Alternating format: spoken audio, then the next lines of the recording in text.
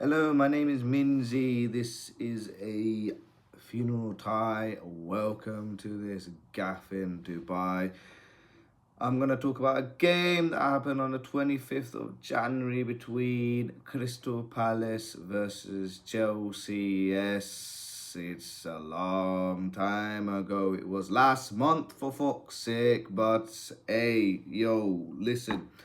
Like I said, unfortunately, been doing too many night shifts. It's just been absolutely killing me. And then sandwiched in between Crystal Palace, I was preparing a trip to Napoli, so all of that logistical nightmare was getting sorted out. Then I came back from Naples on Thursday night / Friday morning, and then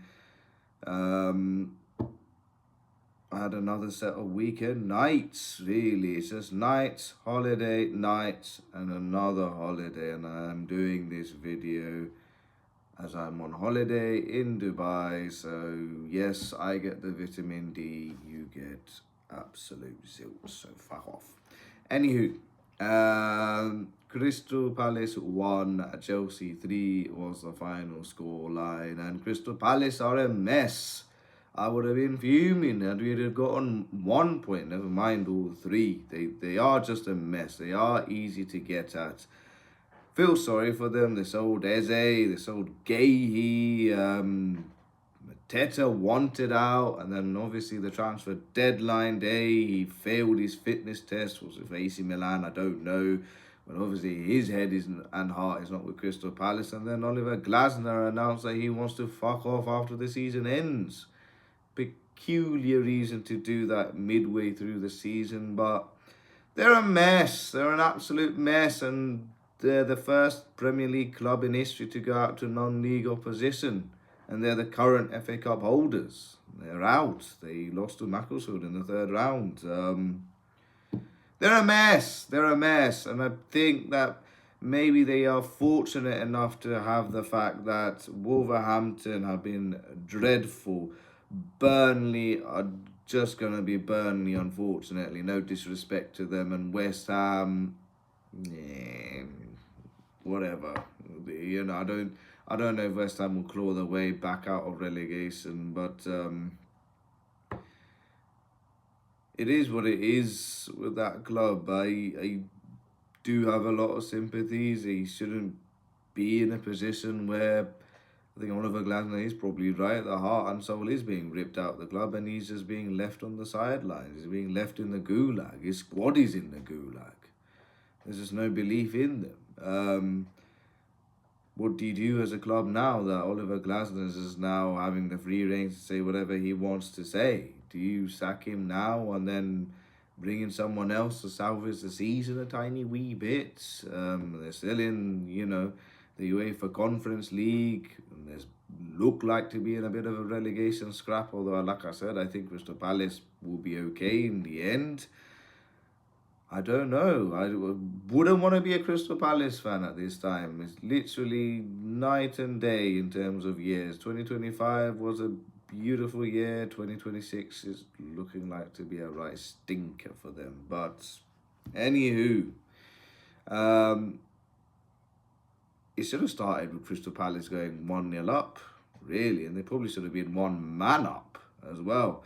Chalobah on the right, on the left, sorry, passes it back to Badiashile, goes to Neto, who passes it back to Badiashile, and he loses the ball out to Sarr. Very glum. Every time I watch Badiashile and Tosin Adebayo, I think I'm going to have a heart attack. Sarr, he nicks the ball of Mateta. He nicks it off Badiashile. Mateta picks it up. He should have scored. I'm sorry. He should have scored. Put Crystal Palace 1-0 up and we would have been in trouble.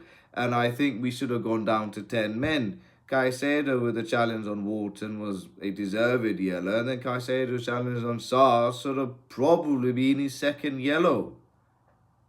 And I think Caicedo's challenge on Wharton, because it was a bit of a rough one, is what ended up getting Wharton sent off, because I think he got a bit of a red mist over that challenge. I really do. But I don't think Wharton would have been sent off had Caicedo been sent off. And I do think Caicedo should have been sent off, really. But anywho's, thankfully, we weren't singing Red Card again, ole ole. I've had enough of singing that song this season. Anywho,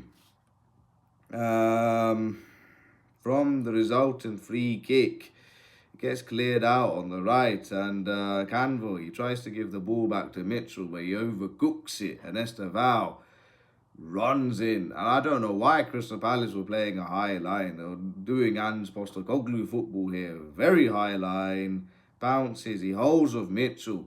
And the way he holds Mitchell off was amazing, because I thought Mitchell wanted to bring him down, but Estevao didn't even allow that. He didn't allow himself to be a sacrificial lamb. He didn't allow that Onigon Solskjaer moment back in those days under Sir Alex Ferguson in the 90s. He didn't allow himself to be a sacrifice. He held Mitchell off very well. He was eagerly athletic and pacey as well.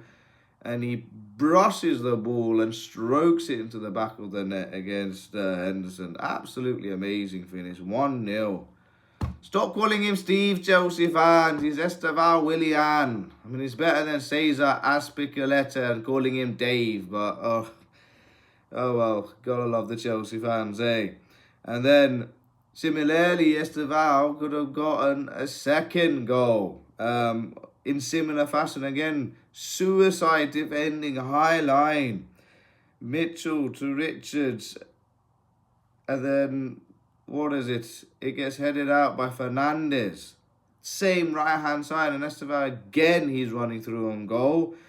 João Pedro's trying to go up to try and support him. He probably should have sweated it, but at this rate, I'm also thinking he should go for goal. I've seen him score from that angle on the right. It just goes wide. And that was the first half. Second half, it couldn't have gotten any worse for Crystal Palace. Chalobah tackles Mateta brilliantly, passes it out to João Pedro, he passes it on to Estevao Willian. And as soon as he makes that pass, Pedro does a wonderful movement. It's that classic, have your side and then bend your run. And he does exactly that as a striker should. And then Estevao finds him with a lofted ball. He chops Wharton inside out, and then he smashes it through the goalkeeper's legs, and it hits the roof of the net. Chelsea go 2-0 up. And the goal that ended up making it 3-0 is not a penalty. I'm sorry. I don't know why VAR intervened. It's not a penalty. I'm sorry, it's not a penalty, okay?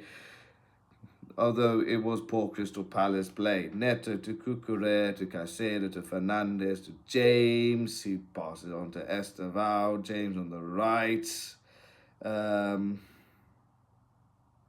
then the goalkeeper, Henderson, makes an awful error. Very bad touch. He crosses from the right. It goes straight to Henderson. He just absolutely miscontrols it. Pedro thinks he's got an open goal. Blocked by Canvo, but it was such a close range. It hit his hands, but he didn't move his hand towards the ball. He kept his hands to the side like this. And, from a close range, if your hands are tucked in, why should VAR intervene? But they intervened on our behalf. Thank you for that. Fernandes, he puts it into the bottom right-hand corner. 3-0, game's done. And just to add the cherry on top of a very well-built cake, like I mentioned, Wharton, I think he got the red mist from Caicedo's first half challenge on him. He challenges Caicedo back to back. But you know what? It was sort of similar to the way Caicedo challenged Wharton and Sarr. Wharton done the same thing to Caicedo. It was a very similar sort of challenge. But Caicedo got away with it. Wharton didn't. 2 quick yellows makes a red. Off he went. Somewhat, Crystal Palace kind of made a little bit of a fight back. Long throw in, flicked on by Lacroix. I don't know who it came back to, but it was fired in at Sanchez's near post. He made a save, and then from the resultant corner, what is it? Lerma, I think. Was it Lerma? I don't know. Was saved, and then Riyad, he shoots, he bobbles.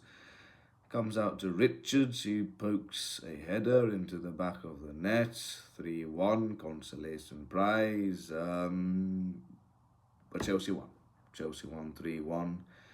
Crystal Palace are a mess. Chelsea are hopefully looking up the Premier League table after victories against Brentford in the Premier League. So that's the second one on the belts. And then up came Napoli, which I will discuss because that was something special. Not for the best of reasons, but hey ho.